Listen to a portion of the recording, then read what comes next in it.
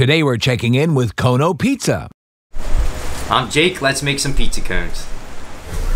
Today we're going to be making the Godshall's Turkey Bacon Pizza Cone. We start with filling the cone with a little bit of cheese at the bottom, then sauce,